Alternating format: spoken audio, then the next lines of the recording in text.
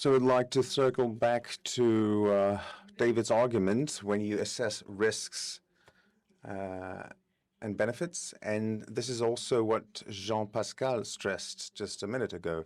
This is what we are confronted with when we also take a decision whether we take the car or the train for certain distances. The question is, do we want to be to have a stress-free ride, or do we want to get there faster? Those are, for instance, some criterias, but also the train is mostly safer than the car. That's just as an example. Now, this is what we call a forgiving road. So there's no obstacle in the safety zone. We can see that the ditches that run along the trees.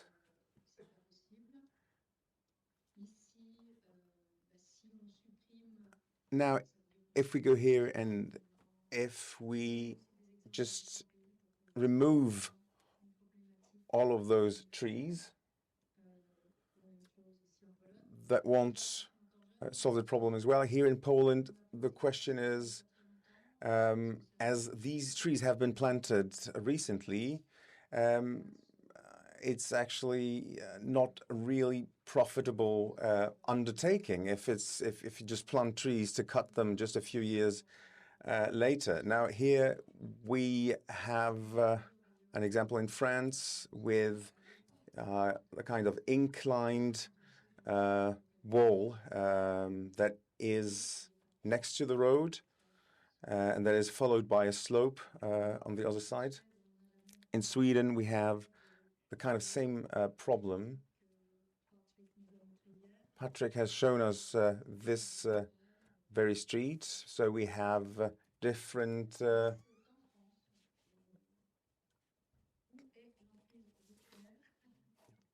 low walls. Now, this is in France. Here you can see that the farmer has really gone to the utmost limit of his field to cultivate his field. Then in France, we have this regulation that systematically organizes the safety of roads that are bordered by trees, the decision whether or not to replace trees. The question that follows up is that, is the tree a lateral hindrance? Because if you see this here, for example, if I veer off to the right, I just crash into a tree, while when I'm veering off to the left, I crash into a car. So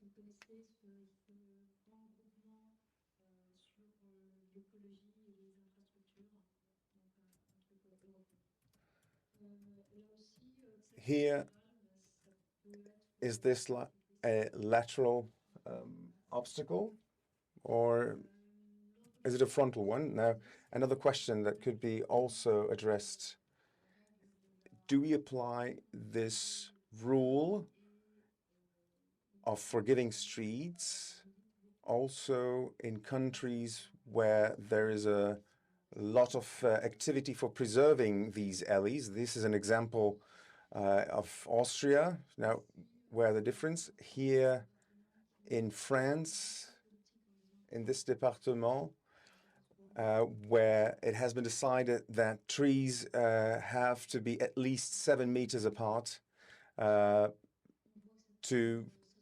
make sure for safety. Now, these different measures are also implemented in other countries. Now, is there a consistency with these regulations? Because, for instance, here you can see the walls, the different walls units are closer to each other than the trees. Now, another example. what is actually a lateral obstacle, because cars are not considered to be a lateral obstacle. And pictures, as you can see now, there are many of them.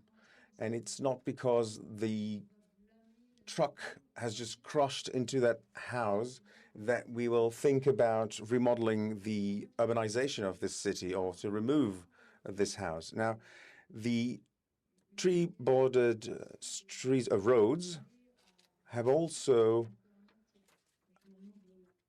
a positive impact on us, as they give us an impression of our speed, of the speed we're driving at.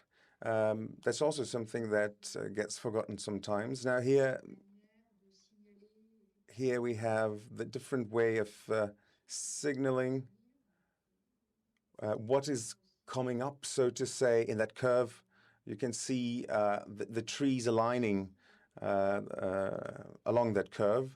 So this is also kind of a signal that could be interpreted as a way to help people or drivers to orient themselves. Now, when we talk about forgiving roads, we are confronted with those kinds of drawings with these lateral obstacles. But it's also about preventing driving errors. It's not just about removing or not trees, but also preventing, generally speaking, driving errors.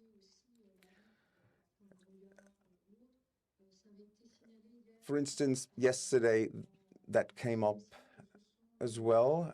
In the 19th century, the coach drivers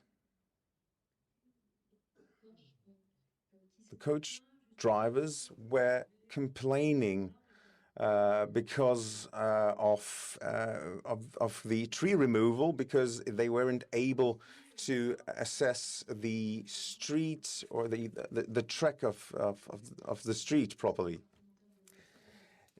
Now, the council of the département of Essonne has decided, as we can see here, that a cycle path can be placed or can be built next to this tree lane.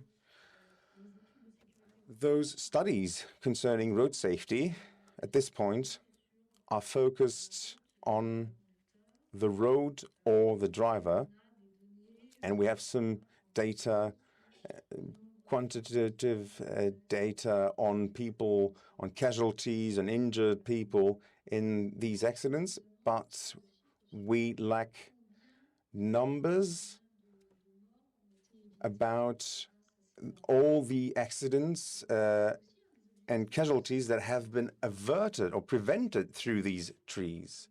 And if we say that this norm is also about preventing driving errors, so how does this come into play in this equation, in this idea?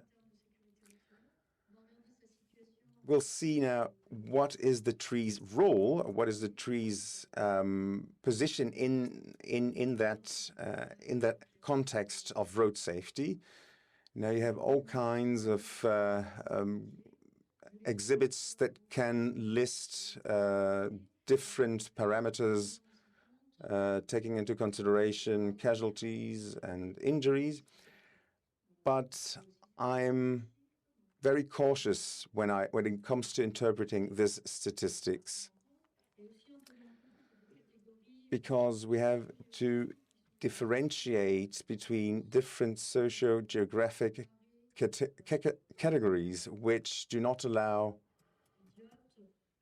to have a good comparison. You can't compare a flat land territory with a mountainous territory. So this, what comes out of it, there is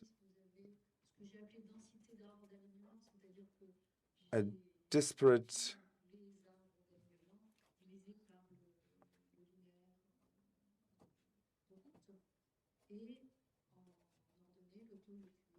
a cluster of points. The two red dots indicate shows the risk that is multiplied by 3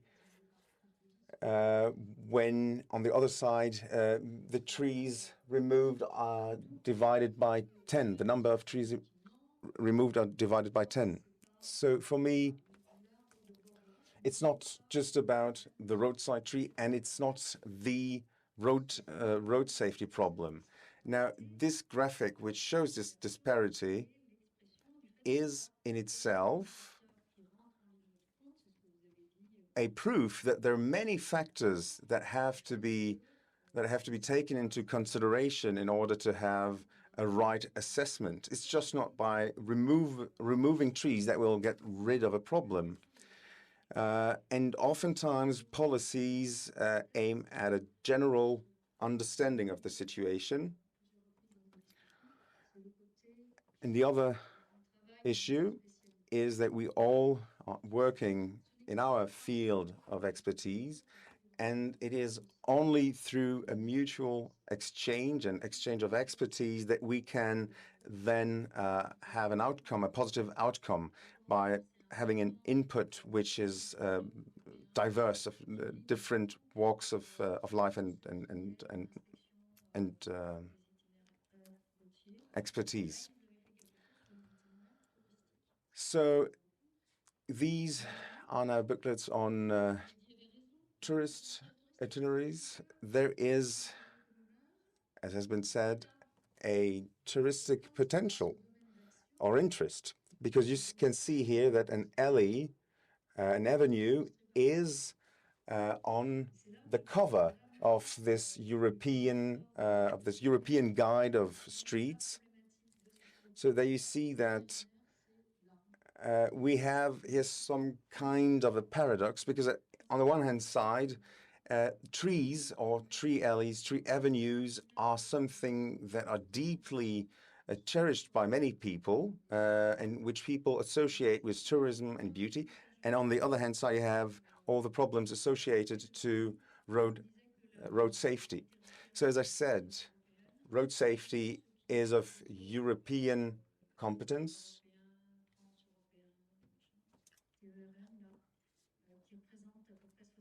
So about approximately 70,000 kilometers of motorways are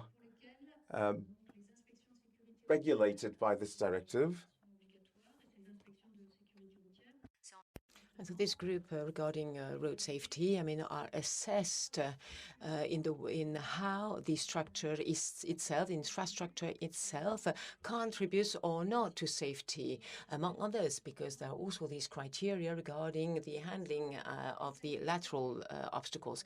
And this was extended, I think it was last year, or Eric, do you remember when was that? Extended last year. So which means that the departments, the various countries had to submit the list of roads they wanted to include in the system. It was not the European network, but the highway networks. And in France, I mean, the people also asked to see whether they wanted to include and list their road.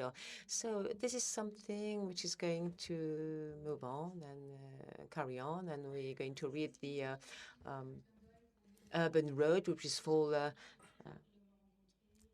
under the, well, just will be treated like any other avenues. Now, I found this picture when that was in 2018, we decided to reduce speed limit on the roads. And so the National Interministerial Road Ministry carried out a survey talking about the various accidents, and they identified the various challenges in the main networks. And in the conclusion, they say, even if it is counterintuitive that the best network would be the one recording the greatest number of casualties. The other studies confirm that the benefit of reducing the speed limit then would be linked to these networks. Thank you.